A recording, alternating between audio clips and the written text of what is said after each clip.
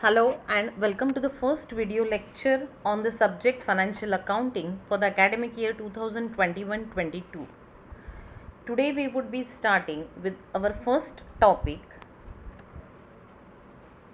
The first topic that we are going to have is company final accounts. Now, this final account is not at all a new topic to you, right?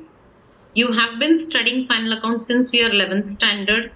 But this year in TY, what new thing we are going to see? In TY, we are having company final accounts. So, when we say company, lot of new things we will find in this year's final account right from the format itself. Otherwise, final account means what comes to our mind is regular trading and profit and loss account, profit and loss appropriation account, and the balance sheet. Trading profit and loss account means the ledger account, debit side, credit side. Balance sheet means horizontal balance sheet, liabilities and assets. But this year, we are going to study altogether a new format. Final account, the trial balance contents, all is going to be the same, only there will be change in the format, because this year what will apply is Schedule 3 of the Companies Act. What Schedule 3 contains as regards the preparation of final accounts by the companies, that we are going to see. Previously, it was Schedule 6, which has been now replaced with Schedule 3 to the Companies Act. Now, this Schedule 3 to the Companies Act gives the format in which the balance sheet, or rather we could say the financial statements, are to be prepared by the company. So, what are the contents in this topic? We are going to first see what or how the balance sheet is to be prepared. That is the vertical format of balance sheet we are going to learn. Previously, we have learned what, or rather, we were used to what? Horizontal format of balance sheet. But this year, it is going to be vertical format. And just remember, this vertical format of balance sheet is to be applied in almost all the topics that we are going to have in our financial accounting subject. So this format is very important. Then we are going to see the format of income statement. Whatever we used to do in trading and profit and loss account, the same thing now we are going to put it in the form of an income statement. And when we say statement, of course, it is not a ledger account. So the format of income statement we are going to see. And after that, we are going to have notes to account. Now, notes to account, there is no specific format as such, but this notes to account is nothing but the attachment to the balance sheet and the income statement. This notes to account consists the breakup of each of the items that are given or that are put in, or rather I could say the items that are presented in the balance sheet or income statement. Detailed breakup of it can be given in the notes to account. So the final account should always be supported with notes to accounts. And after that, adjustments. All the adjustments that you have studied so far, the adjustments are going to be same, only their effect, or I could say the place where they will be put, or the heading under which they will appear, that is going to change. So this is what we are going to study in company final accounts. When we will start with the topic in detail, we are going to see how this new format is going to be and how we are going to remember it. And of course, why this is to be studied? Because our topic, what we are going to get in exam is the sums. Now the sums will be based either on preparation of balance sheet or preparation of income statement, or both balance sheet as well as income statement. That means you can expect a full-fledged question also. But definitely you will have a question based on this final accounts.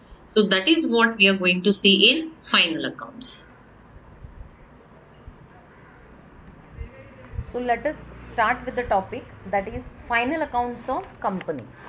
Now, as you know, when we say final accounts of companies, all the provisions related to the Companies Act while preparing the final accounts are going to apply.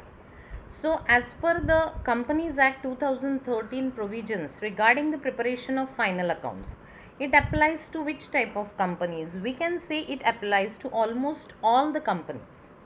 But when I say all the companies, there are definitely certain exceptions. This revised format that we are going to study for the final accounts does not apply particularly in case of banking companies, insurance companies, electricity companies, and those companies that are governed by some specific act. Now, why this particular revised format that we are going to study does not apply to this banking or insurance or electricity companies? The reason these banking companies are governed by some different act, we could say it is governed by the Banking Regulation Act, RBI Act, and they have prescribed altogether a separate format for preparing the banking company's final account. In the same way, for insurance companies also, it is governed by the Insurance Act, which has prescribed some different format for preparing the final account of insurance companies. And that is the reason why this particular format that we are going to study for company final account does not apply to these type of companies, that is banking, insurance, electricity companies, and companies which are governed by some specific act. So these are certain exceptions to which this revised format is not going to apply.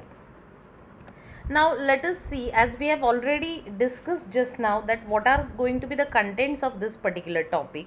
So first part that we are going to see is the format of balance sheet. Now this format of company balance sheet, where it is given in part 1 to schedule 3 to the Companies Act. So part 1, schedule 3 of the Companies Act gives the format of company balance sheet. This can be an MCQ question, that as to part 1 to the schedule 3 of the Companies Act deals with what? So you should write it deals with vertical format of company balance sheet. So we are going to study part 1 to schedule 3 while preparing the balance sheet. Then we are going to see the format of income statement, which is also called as profit and loss statement. This format is provided by part 2 to schedule 3 of the Companies Act. Part 2 to the schedule 3 gives what? Format of profit and loss statement. So part 1 deals with balance sheet format and part 2 deals with profit and loss statement. And after these two formats, then the notes to accounts. So here one basic thing that you should remember, the company final account is prepared only and only in vertical format. So this is the most common objective that is asked.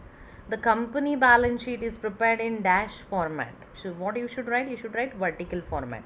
So you should not forget that now henceforth we are going to prepare the balance sheet always and always in what? Vertical format. So in the next class we are going to see that, next class in the sense next video, we would be discussing about the vertical format of company balance sheet. So what you should remember from this is part 1 schedule 3 deals with balance sheet format, part 2 schedule 3 deals with profit and loss statement, and company final accounts, or we could say company balance sheet, is prepared only and only in vertical format. And this works particularly, these are the exceptions, or we can say to these companies this vertical format is not going to be applied. So as I said, in the next video we would be starting with the format of balance sheet. So till then, thank you very much. Goodbye.